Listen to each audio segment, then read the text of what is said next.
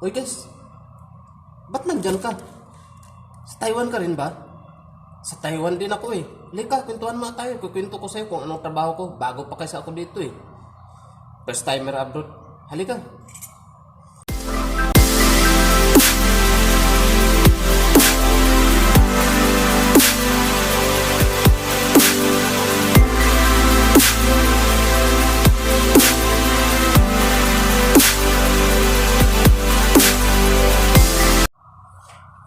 Hello guys, magandang umaga. Bali dito sa Taiwan, ito ang lagi kong ginagawa tuwing umaga. Yung pinakatrabaho ko tuwing umaga. Bago pumasok doon sa tinatawag nila na chicken house, ito yung dadalhin ko. Bali, ito yung pangdukot doon sa dulo ng bahay-bahay ng manok. Yung mga itlog na nasa dulo. Tapos pag mayroon namang basag, ito yung gagamitin para panglinis doon sa conveyor. Tapos itong newspaper, bali sapinan lang natin itong timba para hindi siya dumihin yung natin timba.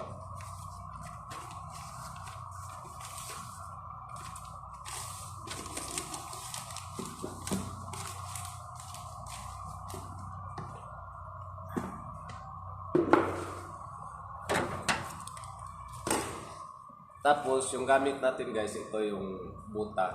Papasok doon kasi sila parang aware sila sa virus kaya nagbubuta palagi. Yung tsinelas iwan kasi syempre dito galing sa kung saan ako umano sa labas o punta-punta. Ang buta kasi dito lang lagi sa loob. Iniiwasan nila na magkasakit yung manok. So ngayon alas 7 na, mag-start na trabaho. So yun guys, yung pinto na yan guys, dyan yung mga manukan sa loob. Yan na siya guys, yung timba na dadalhin ko sa loob. Doon lang natin yung isang ilaw.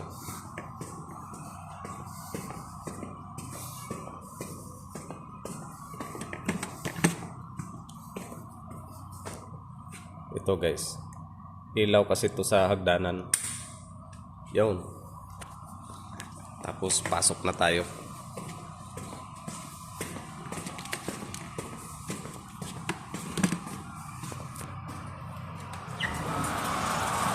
Bali dito guys, napakalamig kasi aircon tong mga manukan na to.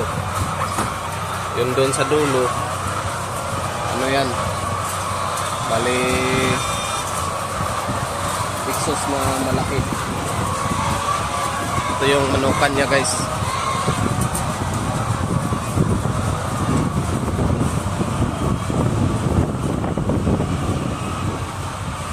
Yan. Yan. Na ito pa. Then mayroon pa sa second floor guys. Bali dito tayo magsimula.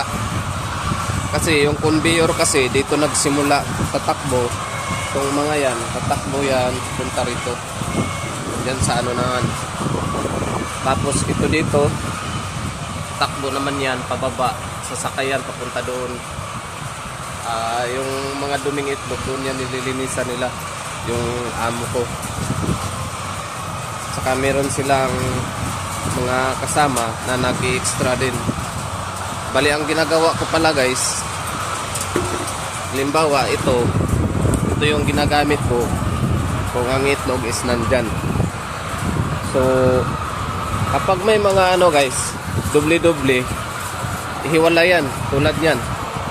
Dapat naka 1 by 1 siya naka-arrange. Tulad niyan. Ito. Yan. Ito. Tulad niyan guys. May sira. Ang nag-ano siguro niyan is daga. Ilagay na lang natin dyan. Kasi mapunta naman yan doon sa mga iputan. kasi kinapulikta din yan eh. Hindi ko alam kung binibili ba yan o pinapatapon. Pero siguro binibili yan. Halimbawa guys, may ito mga ganito, ganyan. Ganyan. Ang dami guys oh. Ayan oh. Hiwala yan. So dapat yan. Dapat nakahiwala yan. So sa dami na yan guys. Ito lahat kailangan gawin ko to sa loob ng 2 oras. Kailangan gagawin ko siya guys 7:30 to 9:30. Pero alanganin kasi sa akin yon, kaya medyo nagsisimula ako ng alas 7. Kasi sa sobrang dami ba naman, meron pa sa second floor. So ipapakita ko sa inyo kung kapag may nabasag o reject, kung ano ang gagawin. So sa umaga guys, ito lang ginagawa ko. Ilagay ko lang sa baba guys para makita nyo kung anong ginagawa ko. Yan.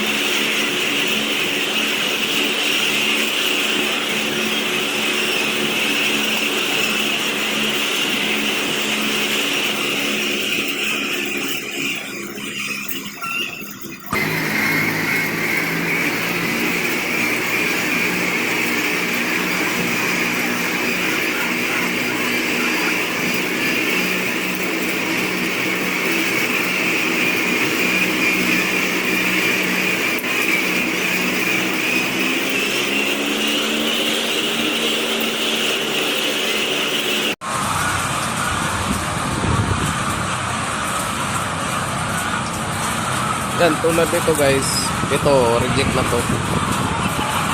Reject na tong mga ganito. Dito natin ilagay.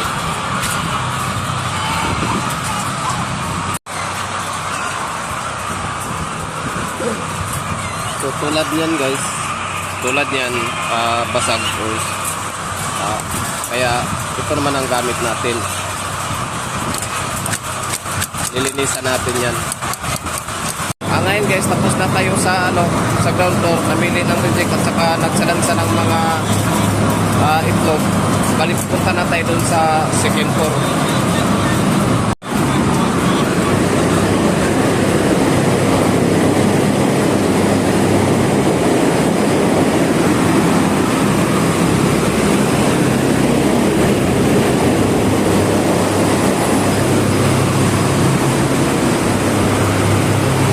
Ito na yung second floor guys.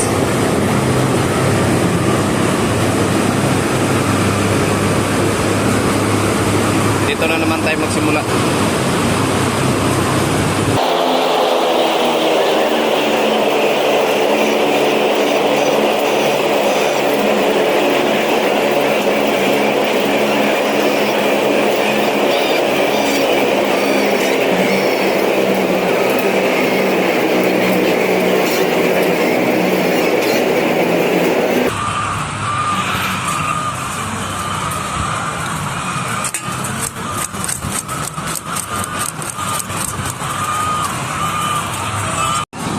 So tulad nito guys, may patay naman oh. Ang gagawin natin dyan is pull out natin yan.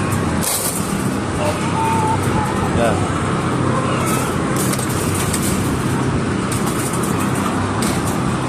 Yan lang natin lagay guys kasi may magkulikta yan. Ibang magkulikta yan. So yan lang.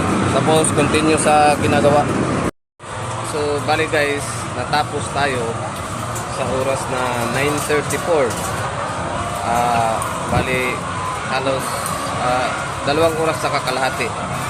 Tapos ang na-kolekta natin ng mga reject is ganito karami. Yan. Ito yung mga reject. Mga may butas, saka may sira. Ayan o, mga malalambot. Ito yung mga reject na kolekta. Yan yung mga itlog guys. 2 klase ng itlog, may puti at saka brown. So yun guys, yung itlog na yan. Tapos yun na yun, sasakay na siya dyan. Yan, tatakbo na yan doon. Doon sa loob. Tatakbo na yan doon.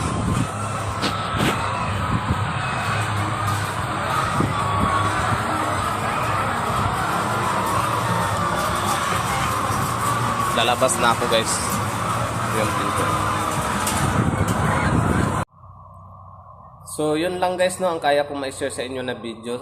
Pasensya na kung hindi masyadong detalyado. At least meron kayong ideya kung sakali man mapunta kayo dito sa Taiwan at mapatapat kayo sa farm tulad nito, manukan. At maraming salamat. Sana guys pa-subscribe para man lang makaabot ako ng 1,000 na subscribers. Bye bye, good luck.